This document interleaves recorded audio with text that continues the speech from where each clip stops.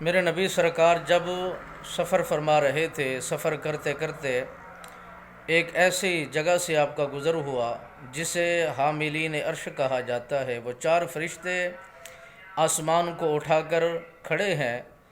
تو میرے نبی سرکار نے انہیں سلام کیا۔ سید الملائکہ جناب جبرائیل امین نے بتایا،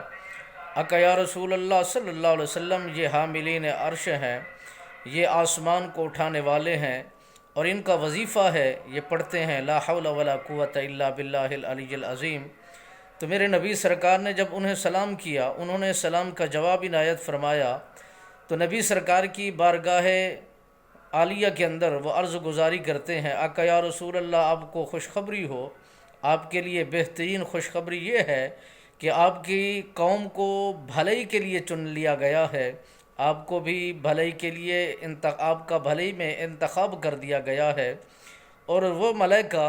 نبی سرکار کی دربار گوہربار کے اندر عرض و گزاری کرتے ہیں، یا رسول اللہ، ہم نے آپ کی قوم کو اچھا پایا، خوبصورت پایا، عبادت کرتے ہوئے پایا، ریاضت میں بڑا طویل مقام رکھتے ہیں، اللہ کے حضور توبہ استغفار میں وہ کثرت کرتے ہیں۔ جو بھی آپ کا امتی استغفار میں کثرت کرتا ہے، لا حول ولا قوت الا باللہ العلی العظیم پڑھتا ہے، تو اس کے اندر برکات کو داخل کر دیا جاتا ہے، رحمت شامل حال کر دی جاتی ہے، اور توبہ استغفار کرنے سے انسان کے درجات بلند کر دیے جاتے ہیں، ان کے فاقے ختم کر دیے جاتے ہیں، خوشحالیاں اس کا مقدر بنا دی جاتی ہیں، رحمتیں اس کے گھر میں داخل کر دی جاتی ہیں، اور اطمینان قلب ان کا بہترین زیور بنا دیا جاتا ہے، ان کو مبارکباد دی جاتی ہے۔